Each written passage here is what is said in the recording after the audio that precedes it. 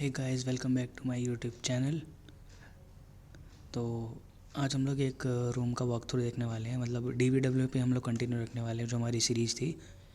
और उस सीरीज़ में हम लोग LFI वल्नरेबिलिटी के बारे में आज बात करेंगे। जैसे कि मैंने पिछली वीडियो में भी बताया था कि हम लोग मेन फोकस अगला हमारा LFI पे होने वाला है और उसका एक्सप्लॉयटेशन भी हम लोग आज अगर टाइम हमें परमिट करता है तो हम वो भी एक बार करके देख लेंगे, क्योंकि एडवेंट ऑफ साइबर 3 में आई थिंक LFI से रिलेटेड और उसके एक्सप्लॉयटेशन से रिलेटेड एक वीडियो आई थिंक अवेलेबल है। तो आज हो सकता है कि हम लोग उसी के थ्रू LFI को थोड़ा और एक्सप्लोर करें, उसको एक्सप्लॉइट करने की कोशिश कर सकते हैं। बाकी आगे बढ़ने से पहले मैं एक बार अपना सिस्टम चेक कर लेता हूँ, वॉइस वगैरह अच्छे से आ रही है नहीं आ रही है।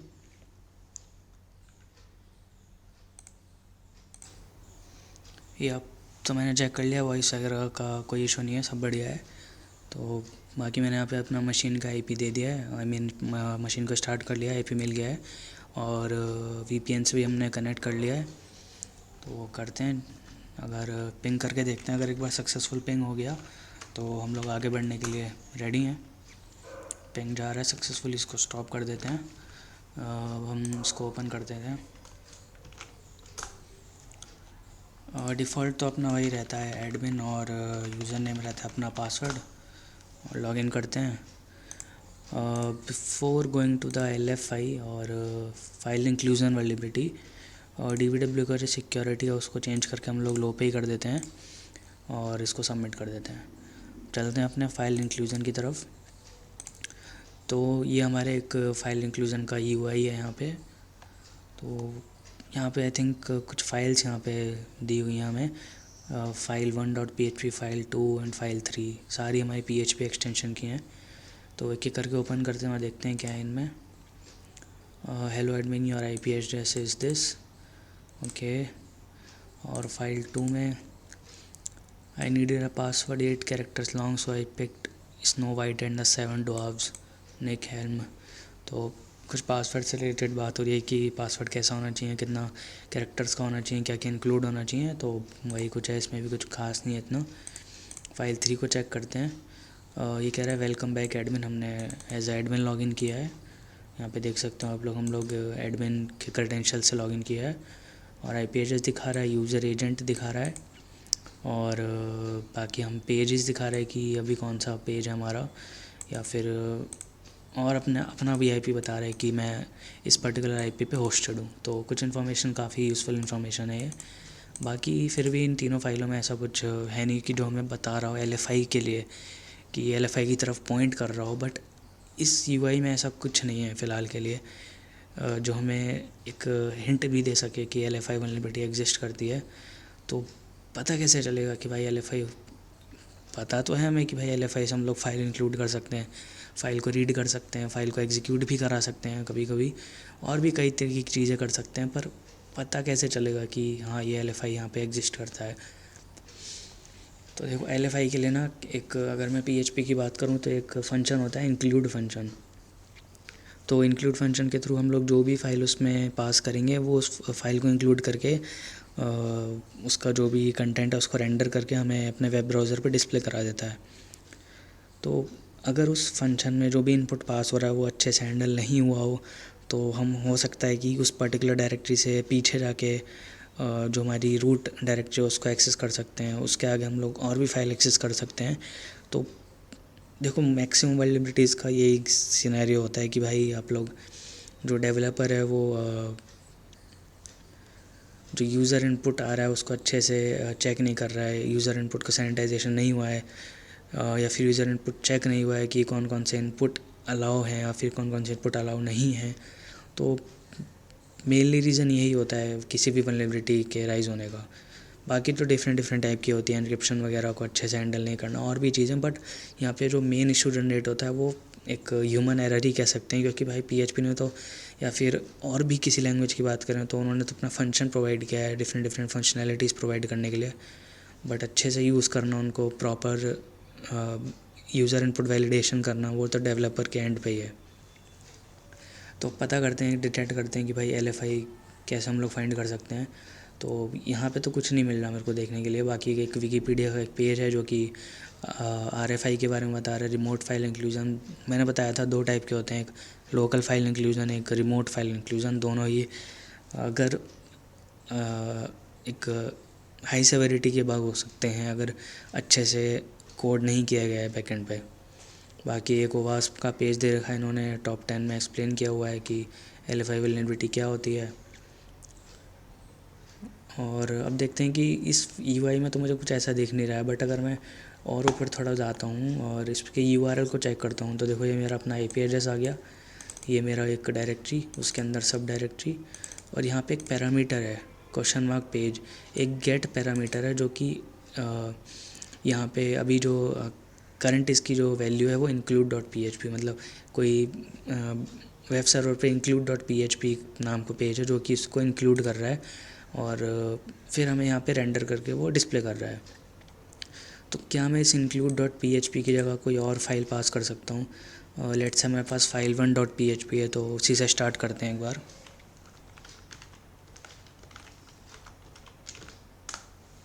तो देखो मैंने यहाँ पे file1 पे क्लिक नहीं किया और मैंने यहाँ पे एज अ पैरामीटर यहाँ पे एज अ इनपुट पास किया file1.php का नेम। मैंने जो यहाँ पे पहले हम लोग कर रहे थे ना, यहाँ पे क्लिक करके मैंने ऐसा कुछ नहीं किया। तो क्या मैं किसी और फाइल को इसी तरीके से इंक्लूड कर सकता हूँ? अगर मैं ऐसा मान के चलूँ कि मान के चलते हैं, एक बार npm स्कैन कंप्लीट कर लेते हैं तो थोड़ा आइडिया लग जाएगा कि ये कौन सा वेब सर्वर है। इसकी हम लोग ये भी चेक कर सकते हैं इस वेब सर्वर की रूट डायरेक्टरी कौन सी है।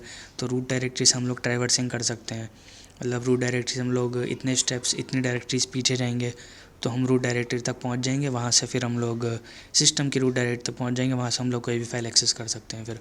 तो एक बार nmap स्कैन करते हैं, फिर देखते हैं क्या रहता है रिजल्ट। nmap स्कैन करना ही नहीं, मतलब हमें सिर्फ पोर्ट अपना जो वेब सर्वर है दैट इज़ पोर्ट 80, बस उसको ही स्कैन करना है।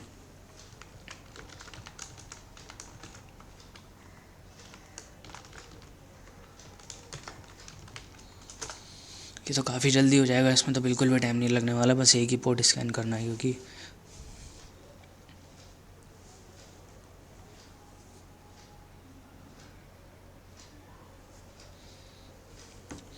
रिकॉर्डिंग ऑन है ना, ये चेक कर लेते हैं।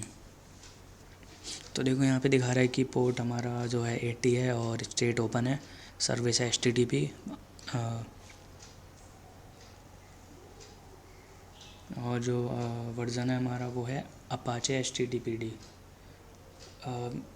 इससे हमें ये कंक्लूज़न मिलता है कि भाई जो वेब सर्वर हमारा यूज़ हुआ है वो हमारा अपाचे है। तो अपाचे का कुछ जो हमारा अपाचे सर्वर होता है उसकी अपनी एक रूट डायरेक्टरी होती है जो कि बाय डिफ़ॉल्ट उसकी जो कॉन्फ़िगरेशन फाइल्स होती हैं उसमें वो डिफ़ाइंड रहती है। कॉन्फ़िगरेशन फाइल्स की हम बाद में बात करेंगे, वो अभी हमारा कंसर्न नहीं है।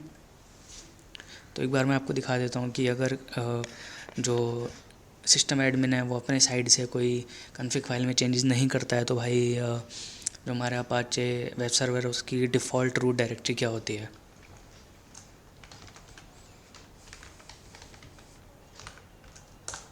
तो ये जो है हमारी war/www.html ये हमारी डिफ़ॉल्ट डायरेक्टरी होती है और इसमें हम जो भी फाइल हम लोग इसमें प्लेस करते हैं वो हमें अपने वेब सर्वर पे देखने के लिए मिलती है, या फिर जो भी हम डायरेक्टरी क्रिएट करते हैं वो हमें यहाँ पे देखने को मिलती है वेब सर्वर पे।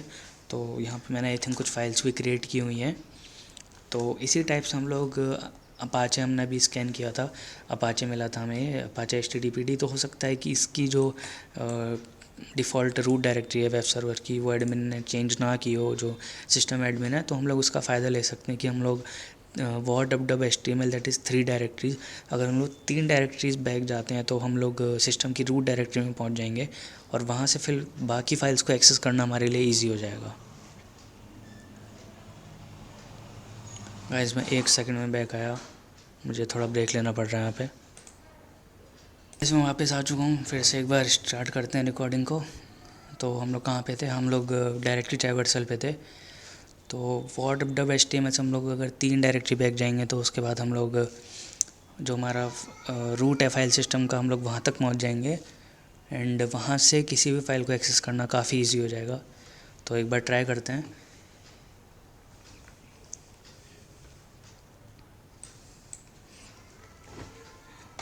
लेट्स से यहाँ पे हम लोग टेस्टिंग के लिए हम लोग अगर हम अपने लिनक्स सर्वर में हैं, अगर हमको पता है कि हाँ लिनक्स पे ये रन कर रहा है, तो हम लोग मोस्ट प्रोबेबली ETC पासवर्ड की जो फाइल हमारी उसको चेक करते हैं LFI के लिए, क्योंकि वो वर्ड रीडेबल होती है। मैंने उसको कोई भी रीड कर सकता है, चाहे यूज़र हो, ग्रुप हो, अदर्स हो, कोई भी उसको रीड कर सकता है। तो मेनली हम लोग उसी फाइल से स्टार्ट करते हैं LFI की टेस्टिंग।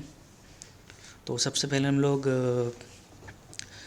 अगर हम बात करें तो देखो, वैसे तो हम FI में हैं, मतलब अगर हम ये एक बार मैं समझाता हूँ आपको। देखो, इतना जो पार्ट है हमारा हो सकता है वो HTML तक हो, that is what dub HTML के हमारा, फिर उसके अंदर हमारा एक डायरेक्टरी है वल्नरेबिलिटीज़, उसके अंदर हमारी एक डायरेक्टरी है, सब डायरेक्टरी है वी कैन से FI।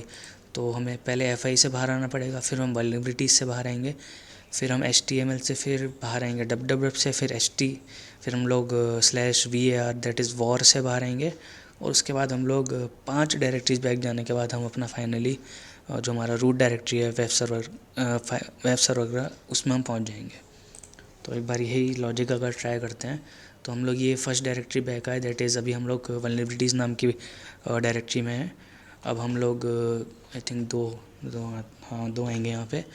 वल्नरेबिलिटीज़ से बाहर आ चुके हैं हम लोग HTML में। अब HTML से हम लोग बाहर आएंगे तो ये हमें मिलेगा डब, और उसके बाद हमें मिलेगा HTML, और एक डायरेक्टरी और बैक जाएंगे तो HTML से, तो हम अपना जो हमारा रूट फाइल सिस्टम है उसका एक्सेस कर पाएंगे। अब यहाँ से ETC पासवर्ड अगर हम लिखता हूँ तो देखते हैं अगर मिलता है कि हमें।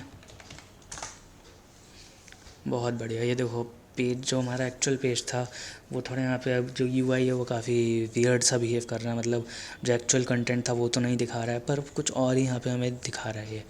तो ये आई थिंक कि हमारा जो ETC पासवर्ड फाइल होती है वही होती है हमारी, इसी टाइप से दिखती है। बाकी ये थोड़ा फॉर्मेट जो है अच्छा नहीं है। तो एक बार अगर हम लोग सोर्स कोड चेक करें तो हाँ देखो, सोर्स कोड में काफ़ी वी कैन से फॉर्मेट अच्छा है इसका, जैसा फॉर्मेट होता है उसी टाइप से। तो यहाँ से आप लोग यूज़र चेक कर सकते हैं। एक तो उबुंटू नाम का यूज़र है, इससे हमें ये भी कंफर्म होता है कि हमारा लिनक्स वेब सर्वर है, और एक MySQL भी चल रहा है इसमें, और एक रूट यूज़र भी है हमारा। तो 3 यूज़र्स हैं। आप लोग इसमें फिर आगे एनुमरेशन कर सकते हो। उबुंटू की होम डायरेक्टरी भी हमारे पास /home/ubuntu, तो इसमें भी हम लोग आगे एनुमरेशन कर सकते हैं। अगर हमारे पास इसकी SSH कीज़ मिल जाती हैं या तो प्राइवेट या पब्लिक कीज़ मिल जाती है तो उसको भी हम लोग यूज़ कर सकते हैं आगे एक्सप्लॉइटेशन करने के लिए, या फिर और एनुमरेट करने के लिए वेब सर्वर को। तो इससे हमें पता चलता है कि भाई वेब सर्वर में LFI वल्नरेबिलिटी एग्जिस्ट तो करती है, और अगर आप लोग चाहते हैं तो चेक करने के लिए और कोई फाइल भी रीड कर सकते हैं। ये देखो हमारी /etc/host फाइल है, इसमें हमारे जितने भी हमारे राउट वगैरह होते हैं वो लिखे रहते हैं कि आप लोग इसमें अपना एडिट भी कर सकते हैं। तो देखो जैसे 127 IP एड्रेस के लिए लोकल होस्ट लिखा हुआ है, इसी टाइप से आप लोग और भी इंक्लूड कर सकते हैं। बट मेन मोटिव था यहाँ पे देखने के लिए कि भाई हम लोग कोई भी फाइल रीड कर सकते हैं जो कि जिसके पास रीड परमिशन है। वेब सर्वर चाहता नहीं था, developer we can say admin चाहता नहीं था कि ये फ़ाइल कोई रीड कर सके, but because of LFI vulnerability हम ये फाइल्स भी रीड कर पा रहे हैं। सो एक टाइप का काफ़ी हाई सेवरिटी का bug we can say exist करता है इस वेब में। तो ये तो कि हमारी कि LFI हमने ढूंढ लिया है, हमने URL चेक किया कि भाई ये तो एक गेट पैरामीटर का यूज़ कर रहा है पेज को इंक्लूड करने के लिए, और जो भी हम पेज यहाँ पे या पाथ डायरेक्टरी वगैरह पास कर रहे हैं उसको डायरेक्टली यहाँ पे इंक्लूड कर दे रहा है। तो कभी कभी होता है कि यहाँ पे गेट पैरामीटर का यूज़ नहीं होता है, गेट की जगह पोस्ट पैरामीटर का यूज़ हो जाता है। तो पोस्ट पैरामीटर की अपनी अलग से एक बॉडी होती है, और उस पर्टिकुलर बॉडी को मतलब उस पर्टिकुलर बॉडी को मॉडिफाई करने के लिए आप लोग बर्ब सूट का यूज़ कर सकते हैं। रिक्वेस्ट को कैप्चर करने के बाद बॉडी को एडिट कीजिए और अपना जो भी फाइल पास करनी है उसको चेक कीजिए LFI अगर एग्जिस्ट करता है तो ये तो हमारा गेट पैरामीटर था, इसलिए हमें डायरेक्टली यहाँ पे URL में दिख रहा है। बाकी पोस्ट पैरामीटर होता तो हमें बर्ब सूट से थोड़ा अलग प्रोसीजर फॉलो करना पड़ता। बाकी यहाँ फाइल हमारी पोस्ट पैरामीटर में भी पोस्ट मेथड में भी हमारी यही होने वाली थी। तो एक बार इसका कोड भी हम लोग चेक कर लेते हैं। अगर जैसा कि हमने पहले भी किया था, DVW का कोड अवेलेबल है गिटहब पे, तो उसमें हम लोग जाके वल्नरेबिलिटीज़ में फाइल इंक्लूजन, गाइस थोड़ा पॉज लेना पड़ेगा और आई थिंक वीडियो को यहीं पे एंड करना पड़ेगा।